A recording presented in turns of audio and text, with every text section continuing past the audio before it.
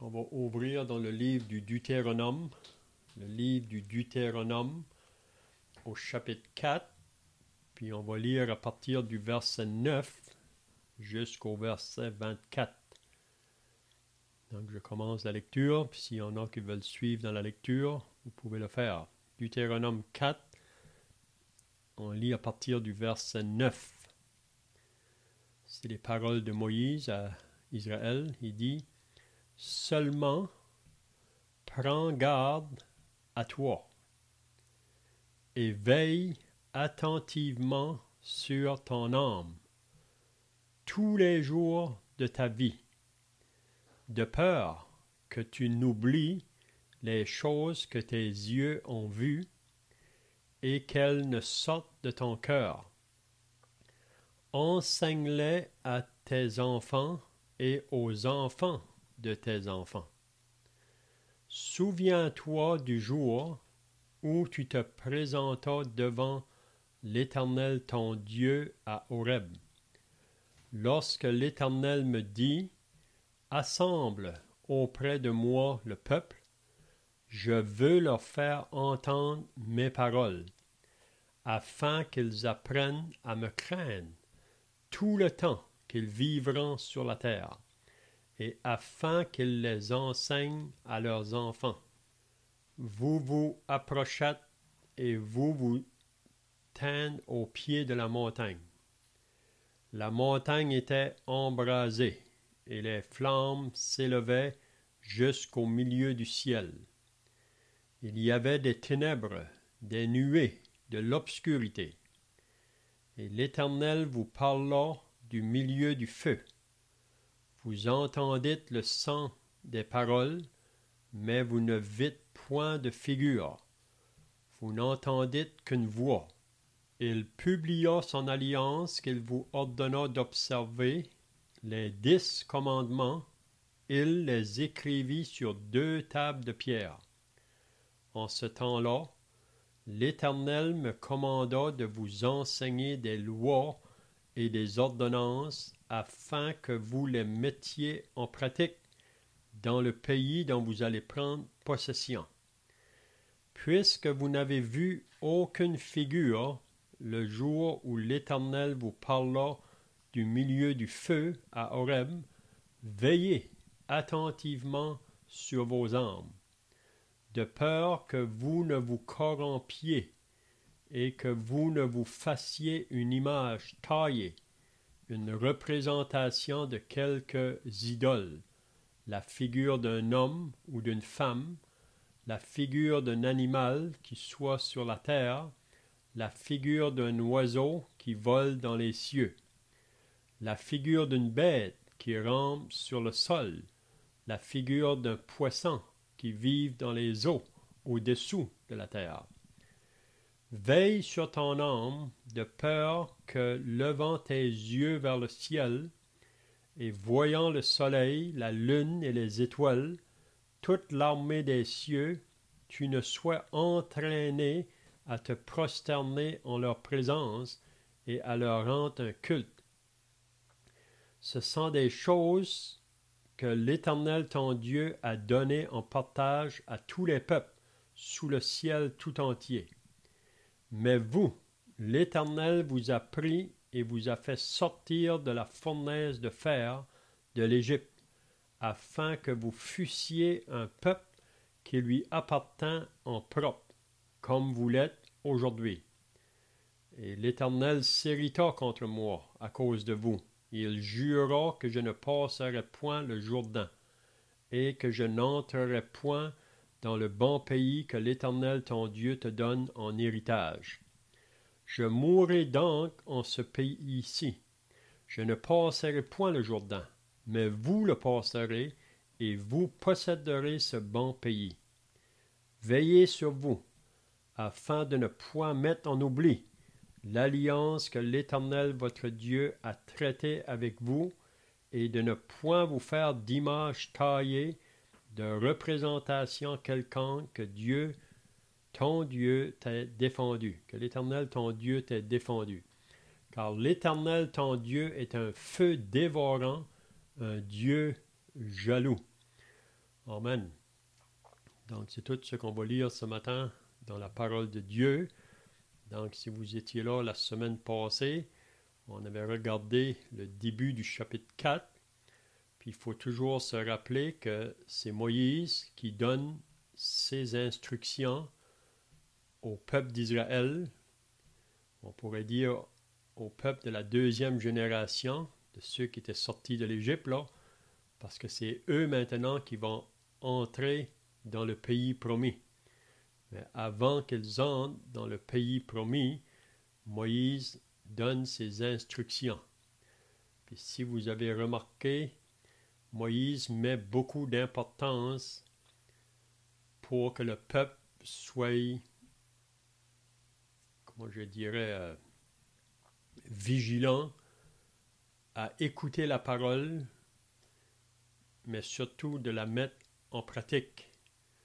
Puis c'est ça qu'il va faire si ils vont être bénis ou si ils seront maudits. Parce qu'on voit à la fin du Deutéronome, Moïse va placer même devant le peuple là, la bénédiction s'ils vont obéir, mais la malédiction s'ils vont désobéir. Donc ça va être très important pour le peuple quand ils vont entrer dans le pays, l'importance de garder la parole de Dieu. Même on avait vu la semaine passée qu'ils ne devaient pas ajouter rien ni de retrancher rien à cette parole.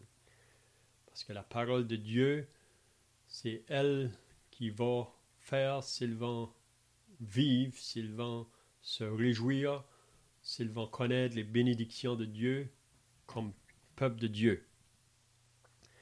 Puis si vous avez remarqué ce matin, dans le passage qu'on a lu, souvent Moïse dit au peuple de veiller. Veiller. Il mentionne souvent cette parole, veiller.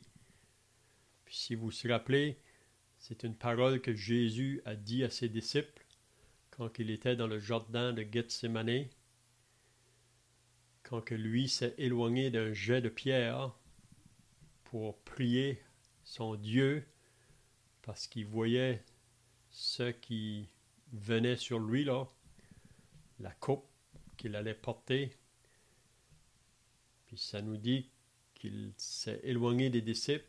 Ensuite, il est venu vers eux. Puis quand il les a trouvés, ils étaient endormis. Puis Jésus leur a dit, veillez et priez. Parce que l'esprit est bien disposé, mais la chair est faible. Donc, l'importance de veiller sur nos âmes. Donc, c'est ça qu'on verra ce matin-là, à plusieurs reprises. Le Seigneur dit, ou Moïse dit à Israël l'importance de veiller.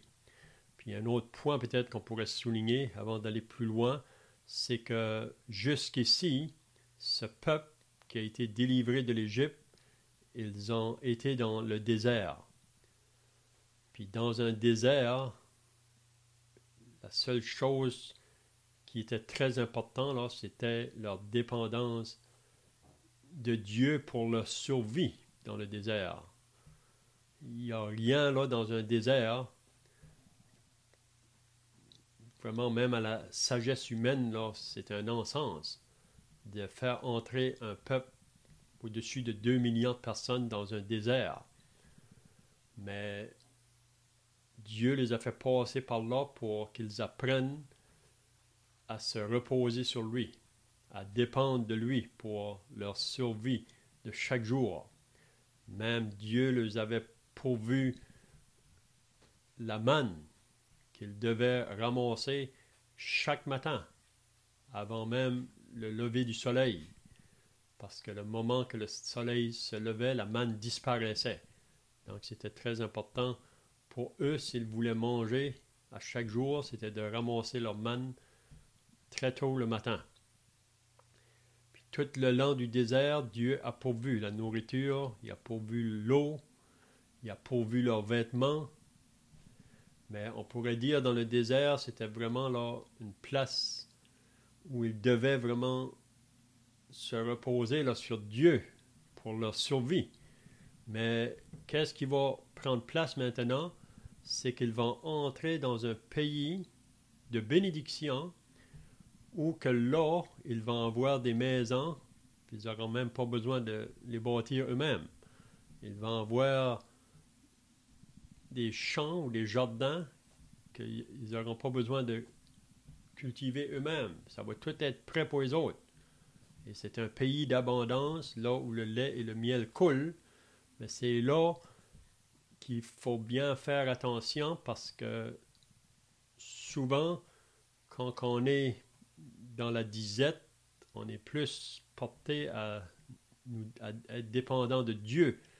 Mais le danger, des fois, si on vient dans l'abondance, c'est qu'on peut oublier Dieu. C'est ça qu'il veut le faire comprendre ici. Même, je ne sais pas si vous vous rappelez, là, mais dans le livre des Proverbes, au chapitre 30, Proverbes au chapitre 30, il y a un passage, je vais juste le lire là.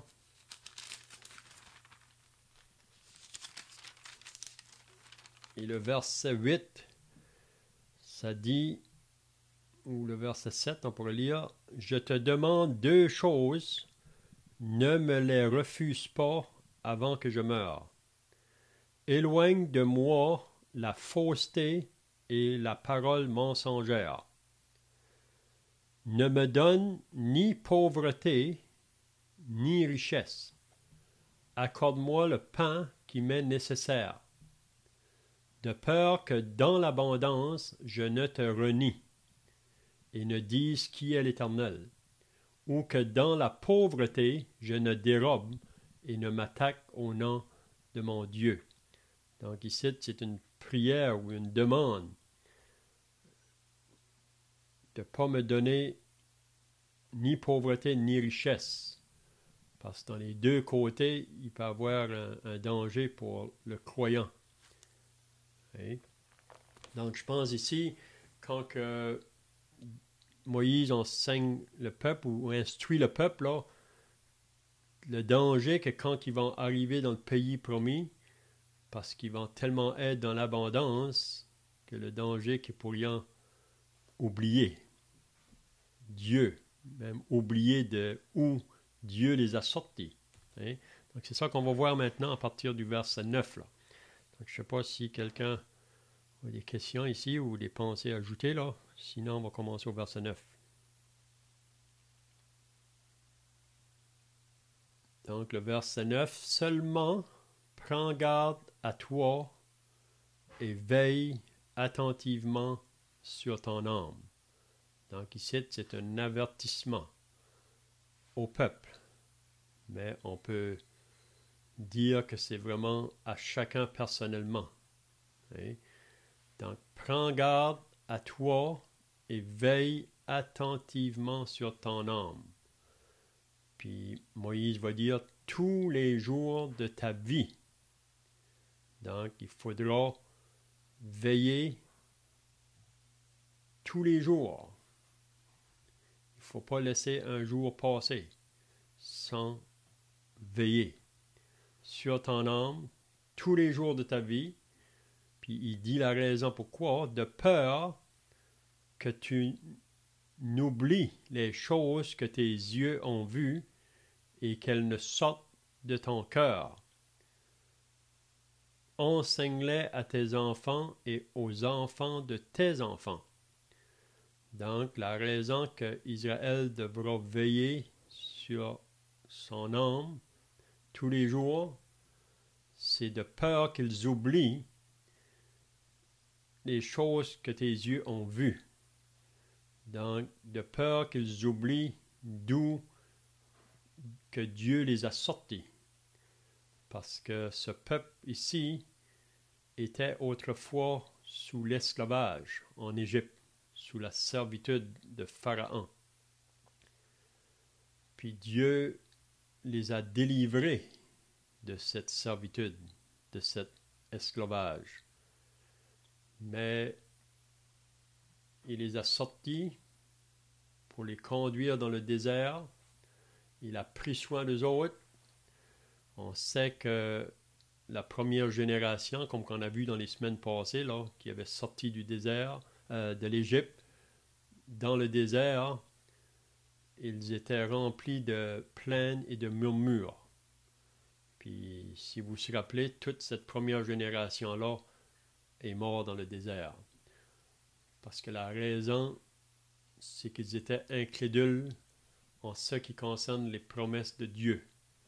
Dieu les a promis le pays promis. Ils ont arrivé le moment où ils devaient entrer, mais cette première génération-là ont refusé d'entrer. Parce qu'ils ont manqué de réaliser que leur Dieu était plus grand que les murailles, que les géants qui se trouvaient dans ce pays-là. Donc c'est pour ça qu'ils ont refusé. Mais vous refusez, Dieu a dit, vous allez retourner dans le désert. Puis ils sont tous morts là, dans le désert, cette première génération. Donc ici, c'est la deuxième. Puis Moïse veut les enseigner afin qu'ils ne fassent pas comme la première génération. Donc, de peur d'oublier les choses que tes yeux ont vues. Donc, il ne faut pas qu'ils oublient leur délivrance. Quand que Dieu les a fait sortir du pays d'Égypte, quand il les a apportés dans le chemin de la mer Rouge, là, naturellement ou normalement, ce n'était pas un endroit à passer, mais Dieu les a fait passer par là.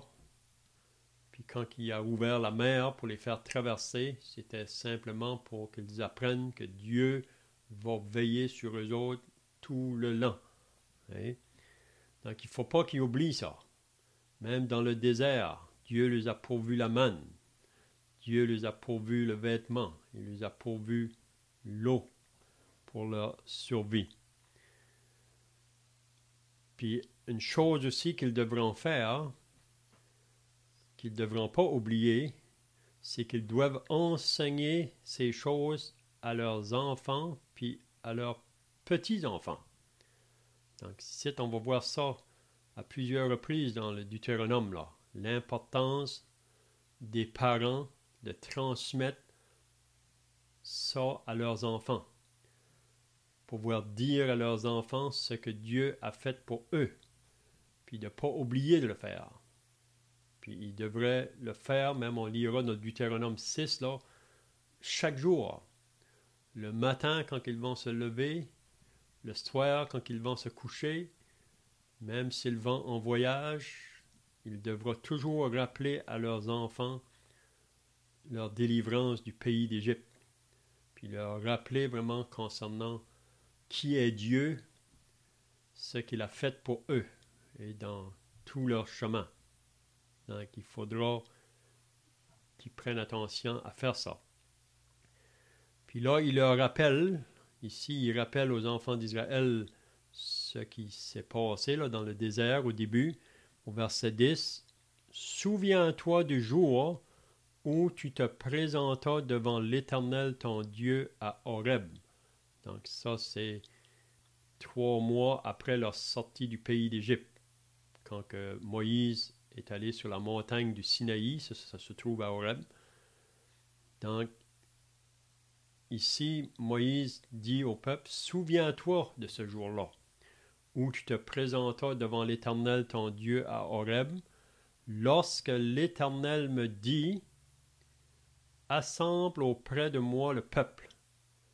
Je veux leur faire entendre mes paroles, afin qu'ils apprennent à me craindre tout le temps qu'ils vivront sur la terre et afin qu'ils les enseignent à leurs enfants. » Donc, il répète encore l'importance d'enseigner ces choses à leurs enfants.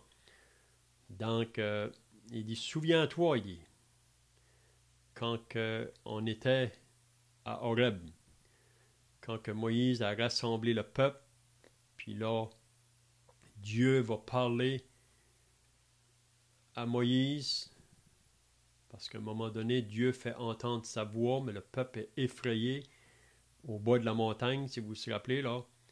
Ça le dit ici, là. Vous vous approchez et vous vous tenez au pied de la montagne était embrasée, et les flammes s'élevaient jusqu'au milieu du ciel, il y avait des ténèbres, des nuées, de l'obscurité, et l'Éternel vous parla du milieu du feu.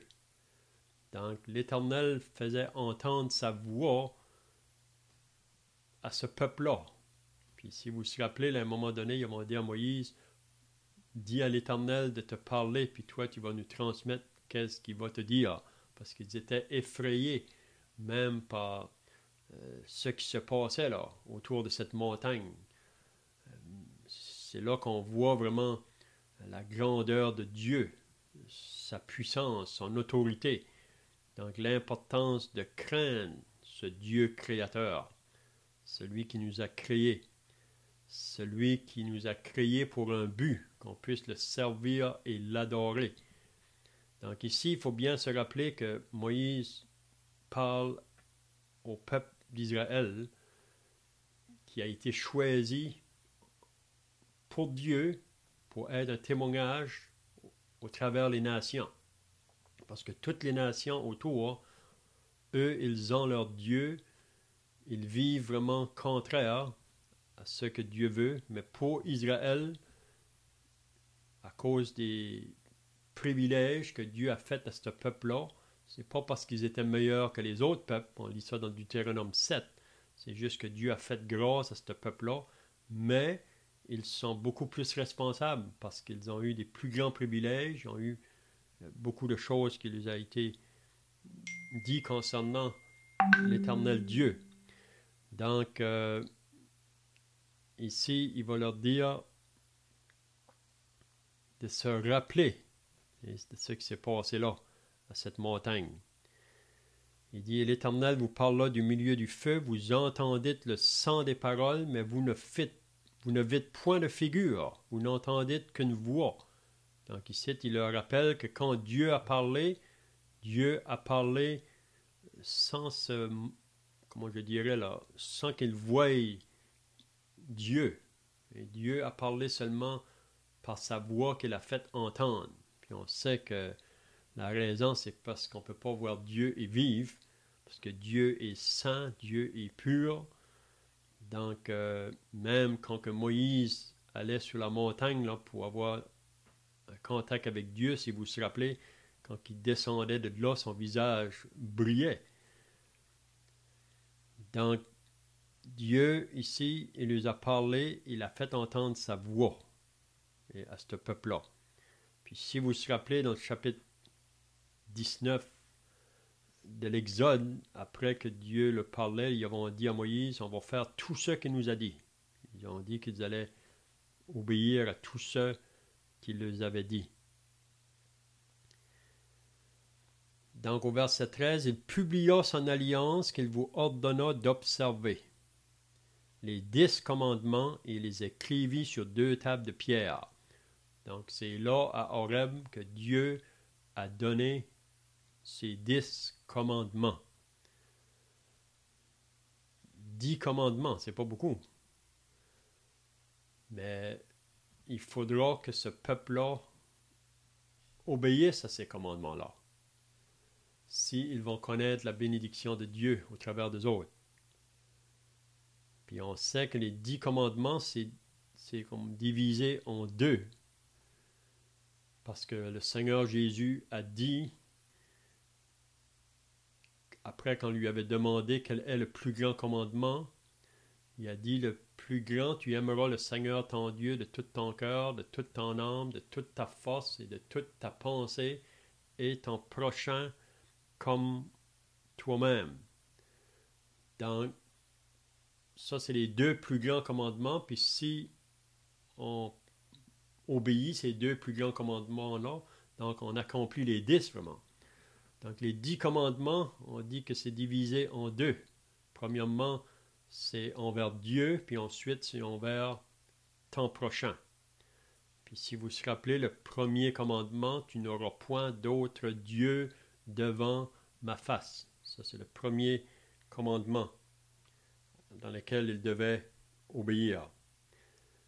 Le deuxième, si vous vous rappelez, c'est concernant de ne pas se faire d'idole, pas se faire aucune idole.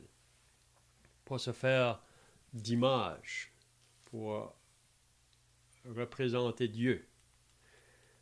Donc, ça va être très important là, pour le peuple de bien obéir à ces commandements-là.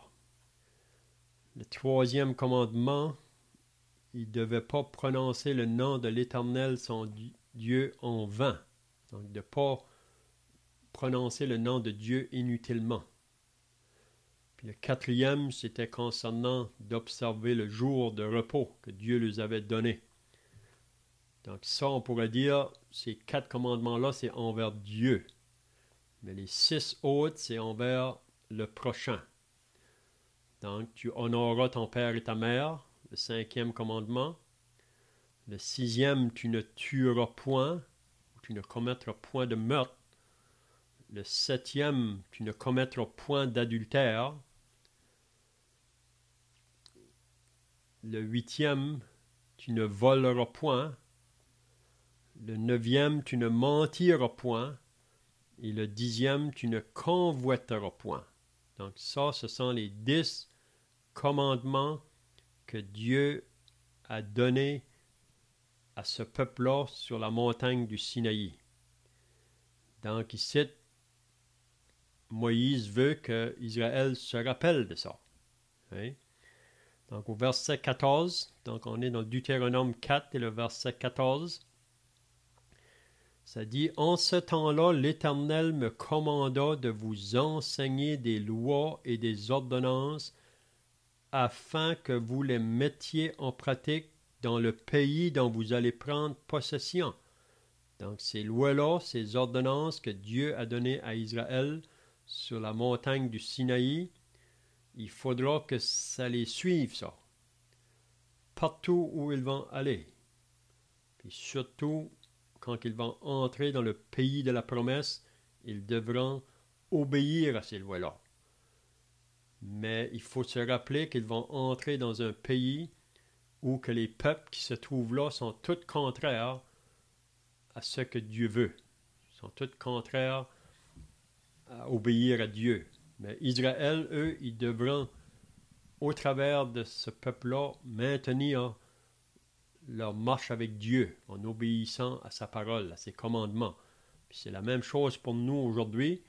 Vous savez que nous vivons dans un monde qui est tout contraire à ce que Dieu veut. Un monde qui adore des faux dieux, un monde qui se plonge dans toutes sortes de péchés, dans toutes les formes du péché.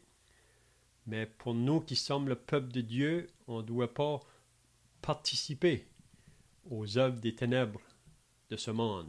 On doit être un peuple qui est séparé, un peuple qui veut craindre Dieu, un peuple qui veut obéir Dieu, un peuple qui veut être un témoignage pour Dieu dans ce monde où nous vivons. Donc, il faut bien se rappeler que nous sommes toujours dans le monde, mais on ne fait pas partie de ce monde ici.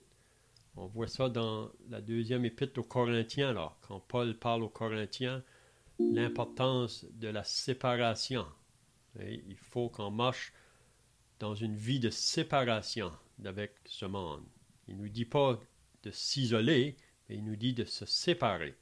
C'est ça qu'on a appelé. Donc Israël, quand ils vont entrer dans le pays de Canaan, ils ne devront pas se mélanger avec ces gens du pays. Même ils devront faire la guerre à ces gens-là, parce que tous ces peuples-là dans le pays de Canaan, là, ils vont essayer de les arrêter d'entrer dans le pays. Ils vont vouloir les combattre, mais Israël n'aura pas à craindre. S'ils marchent dans l'obéissance de Dieu, à ses commandements, à sa parole, ils n'ont pas à craindre. Dieu dit, il faut entrer, il faut avancer, moi je vais combattre pour vous. C'est ça les promesses de Dieu. Donc si on l'applique pour nous aujourd'hui, c'est la même chose. Dieu veut nous bénir de toutes les bénédictions spirituelles qui sont dans les lieux célestes, mais vous savez que nous avons des ennemis. Nous avons 3 ennemis qui veulent nous arrêter de prendre ces bénédictions-là. Puis vous savez qui sont nos ennemis. Et le diable, le monde et la chair. OK, donc, c'est ça qu'il dit donc au verset 14. L'Éternel me commanda de vous enseigner ses lois, ses ordonnances, afin que vous les mettiez en pratique dans le pays dont vous allez prendre possession. Donc, il ne faudra pas oublier ça. C'est ça qui va déterminer s'ils vont connaître la bénédiction de Dieu ou la malédiction de Dieu. C'est la même chose pour nous aujourd'hui. Ça n'a pas changé. Dieu est le même. Si on veut connaître la bénédiction de Dieu dans nos vies, c'est d'être attaché à sa parole, d'obéir à sa parole. C'est très important. On a ça aussi dans l'enseignement du Nouveau Testament. Peut-être qu'on peut lire un passage, juste pour confirmer ça, là. Si on va dans 2 Timothée au chapitre 4, c'est Paul à Timothée, avant qu'il va mourir, il donne des enseignements à Timothée. 2 Timothée chapitre 3, il dit au verset 12, « Or, tous ceux qui veulent vivre pieusement en Jésus-Christ seront persécutés. Mais les hommes méchants et imposteurs avanceront toujours plus dans le mal, égarant les autres et égarés eux-mêmes. Mais toi, Timothée, pour chacun de nous qui sommes sauvés, qui sommes enfants de Dieu, il dit, toi, demeure dans les choses que tu as apprises. » Donc, c'est un peu la même chose ce que Moïse dit à Israël, de ne pas oublier ce qu'ils ont appris de Dieu. Et reconnu certaines, sachant de qui tu les as apprises, dès ton enfance, tu connais les saintes lettres qui peuvent te rendre sage à salut par la foi en Jésus-Christ. Puis là, Paul va dire que toute écriture est inspirée de Dieu et utile pour enseigner, pour convaincre, pour corriger, pour instruire dans la justice, afin que l'homme de Dieu soit accompli et propre à toute bonne œuvre. Donc, l'importance de demeurer attaché à la parole de Dieu. Vous savez que David dit, « Je serre ta parole dans mon cœur afin de ne point pécher contre toi. » Donc, ça va être très important. Puis même si vous liriez dans 2 Timothée, là, dans le chapitre 4, après, il dit à Timothée de prêcher la parole, d'insister en toute occasion, favorable ou non. Pourquoi? Parce que on vit dans des jours où que le monde refuse d'écouter la parole de Dieu. Mais pour nous qui sommes associés au peuple de Dieu, ça devrait être notre nourriture de chaque jour. L'importance de se nourrir de la parole de Dieu. C'est comme ça qu'on va connaître les voies de Dieu, comment marcher dans notre marche. Donc, je ne sais pas si vous avez des questions ici, là, ou des pensées à ajouter.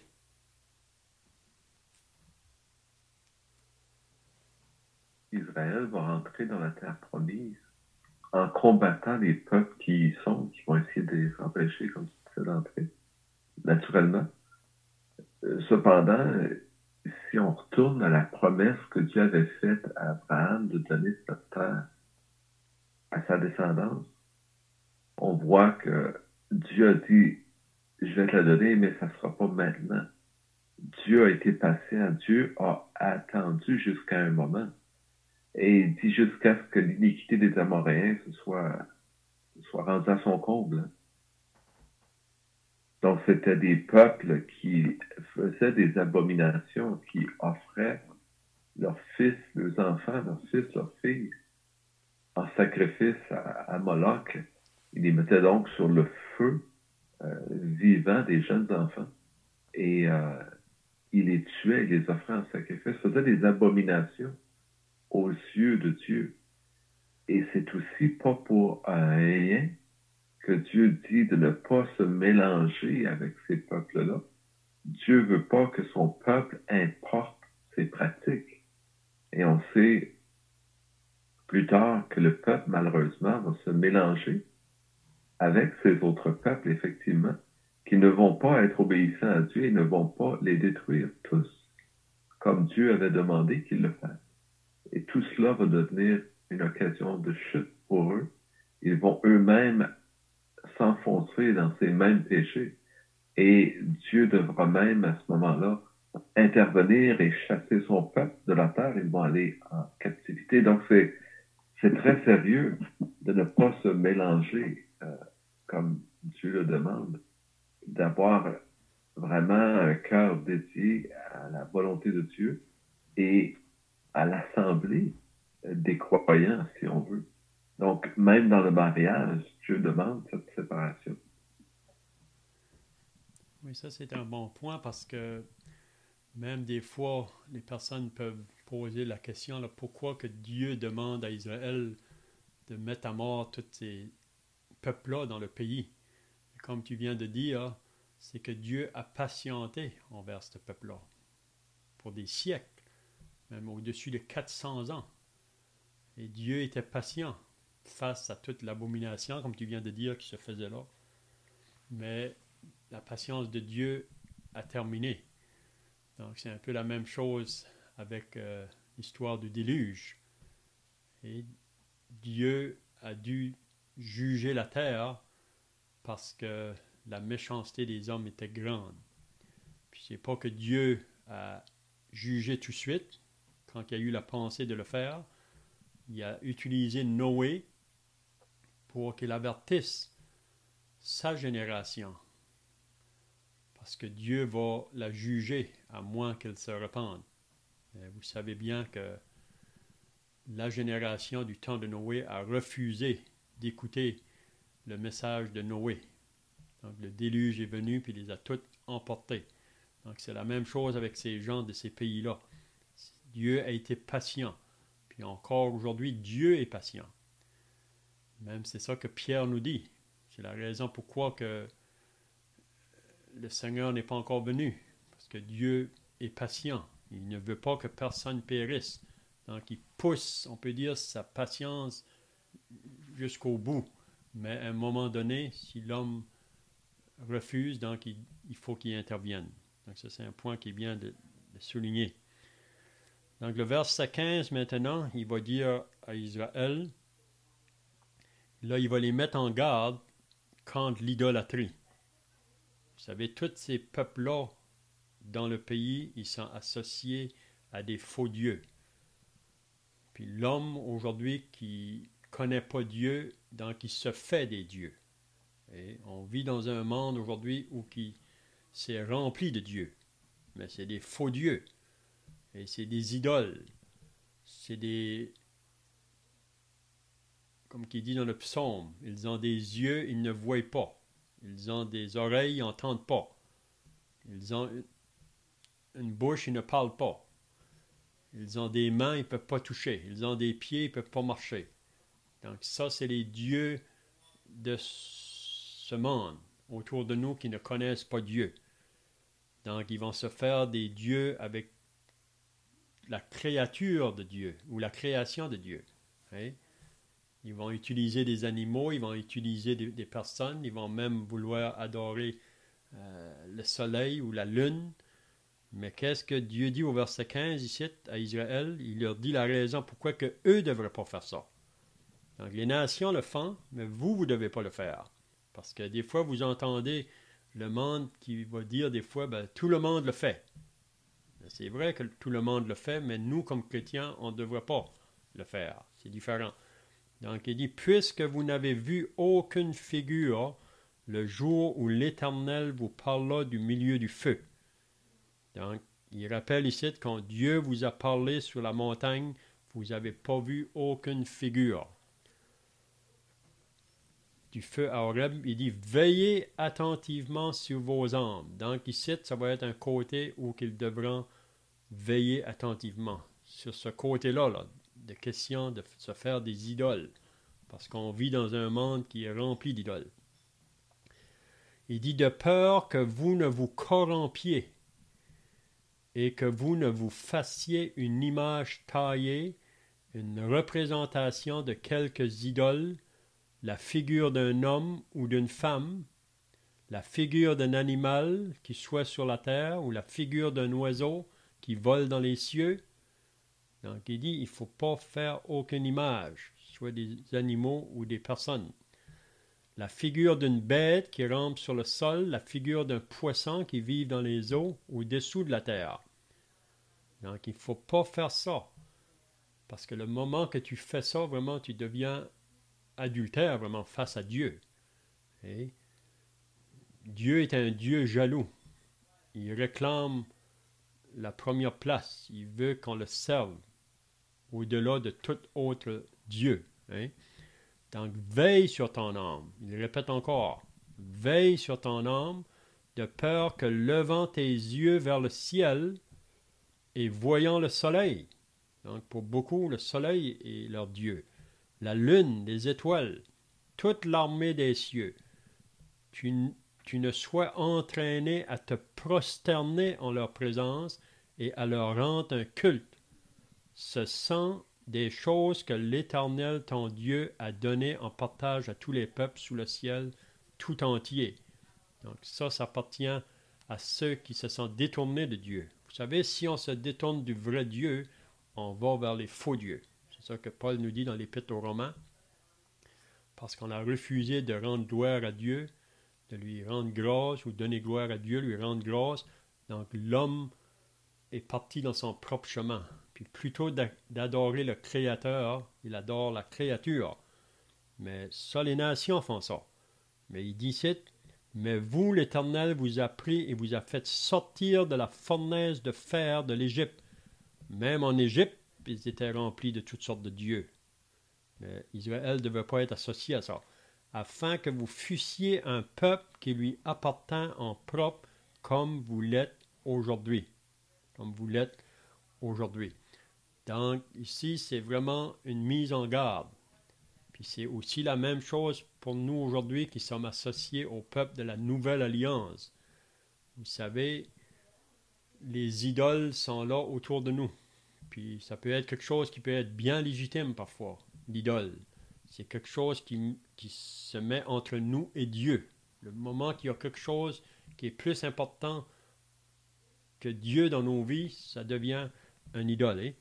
Donc, il faut faire attention à cela. Donc, je ne sais pas si vous avez d'autres pensées là.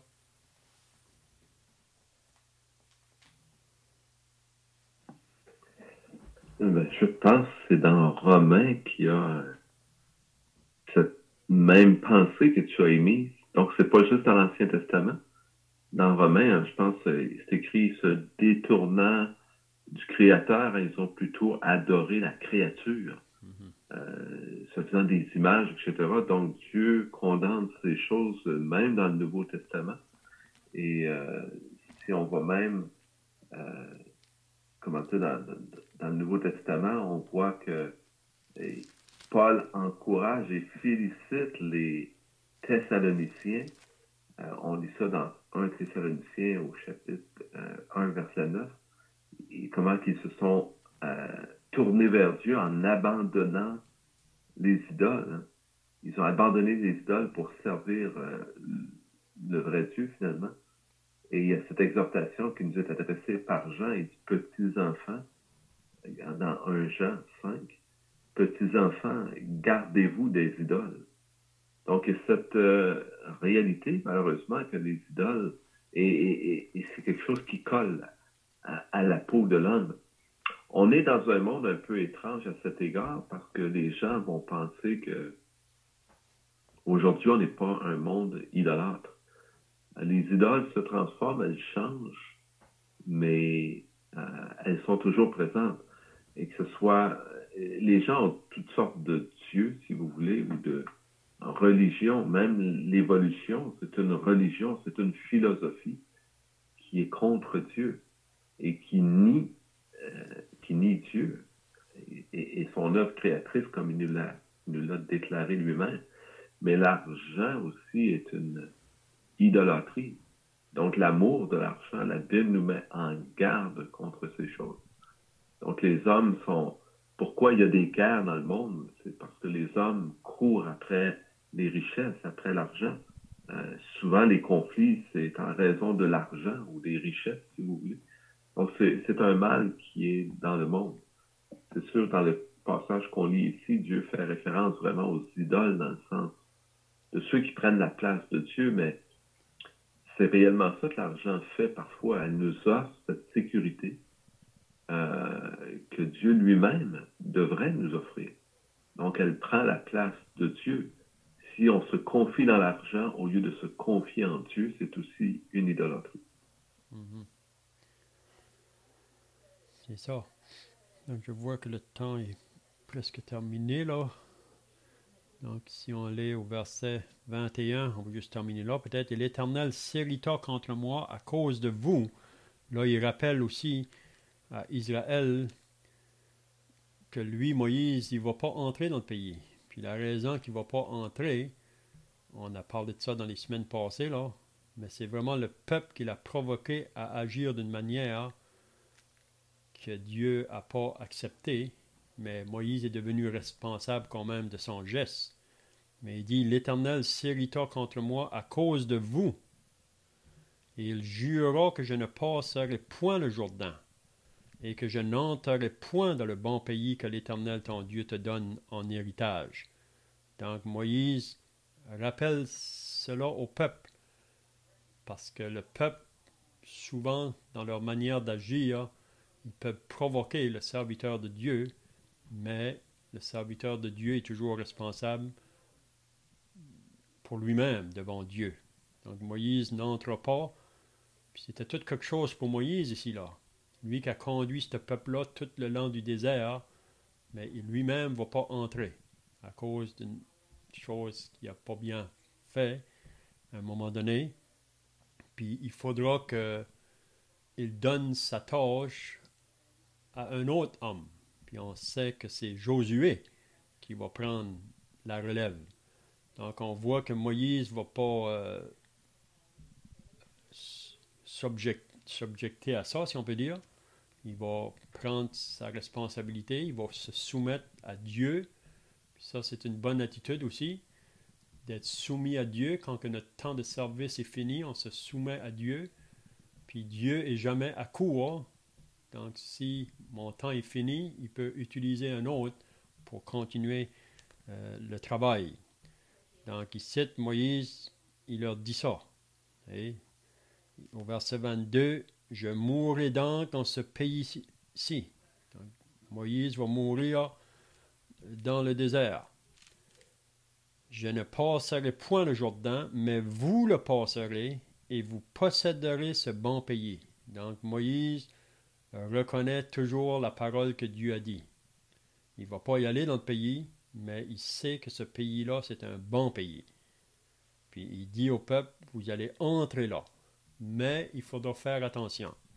Il faudra faire attention quand vous allez entrer dans le pays de tout ce qu'on vient de dire ce matin-là, l'importance de veiller sur eux parce que le pays dont ils vont entrer, ça va être un pays qui est tout au contraire de ce que Dieu veut. Mais eux devront être un peuple, un exemple vraiment, une lumière. Mais on sait que, on verra plus tard, là, que ce peuple-là, pour un bout de temps, ils ont marché en obéissant, mais on sait qu'ils se sont détournés. Donc, c'est tout ce qu'on va dire. Je vois que le temps est passé. Donc, on va terminer par la prière, à moins que quelqu'un d'autre pense là. Ensuite, on pourrait chanter un cantique pour finir. Ô Seigneur notre Dieu, tu es le Dieu créateur et tu désires que nous nous tournions vers toi. Et c'est pour notre propre bien, afin que nos cœurs ne soient point attachés à des choses de vanité, des choses de néant, des choses qui ne servent à rien, à des idoles qui n'ont point la vision, quoi, qu'ils aient des yeux, des pieds qui ne peuvent marcher, et ainsi de suite. Seigneur, tu nous illustres ainsi la vanité de ces choses, l'inutilité, le fardeau. Tu nous dis même que celui qui fabrique une idole, il la charge sur une monture pour la transporter. Elle devient un véritable fardeau pour l'homme, qui les embellit avec de l'or et toutes sortes de choses comme si elles étaient précieuses. Il prend un bout de bois Il se chauffe avec une moitié et il fait une idole avec le reste. Une chose de néant, encore une fois. Père, tu n'es pas ainsi. Et tu nous dis de ne point nous faire de représentation, car nous ne sommes en aucune façon, tu n'es en aucune façon semblable à tout ce que nous pouvons nous imaginer. Tes pensées ne sont point nos pensées. Tes voix ne sont point nos voix. Et nous nous devons d'apprendre de toi ce qui est bien, ce qui est bon pour nous. Seigneur notre Dieu, nous te demandons de nous guider dans cette vie afin de nous rappeler constamment cette chose, car tu nous le dis, le Seigneur Jésus lui-même l'a dit, l'esprit est bien disposé, mais la chair est faible. Tu nous dis aussi de prendre garde, quiconque se croit debout. Seigneur, c'est pour tous d'être prudents à l'égard de ces choses et de s'attacher au Dieu, à ta parole, à ta volonté. Tu ne dis pas ces choses uniquement pour Israël, tu les dis pour nous également. Tu les as mis, Seigneur, mises dans ton livre afin que nous le voyions, que nous puissions le considérer pour nous-mêmes dans nos propres vies, que nous soyons aussi mis en garde. Et il nous appartient maintenant, Seigneur, de ouvrir les yeux. Mais ton peuple s'est tourné vers les idoles, ô Père. Ton peuple s'est éloigné de toi et a fait ce que tu leur avais dit de ne point faire. Père, ouvre donc nos yeux afin que nous puissions voir en quoi nous nous égarons lorsque nous nous égarons. Aide-nous, Seigneur, à renoncer à ces choses. Libère-nous. Père, tu es le Sauveur et le Libérateur, et nous comptons sur toi comme notre Père pour nous libérer de tout mal. Sois béni, Seigneur, pour ton amour envers nous. Amen. Amen.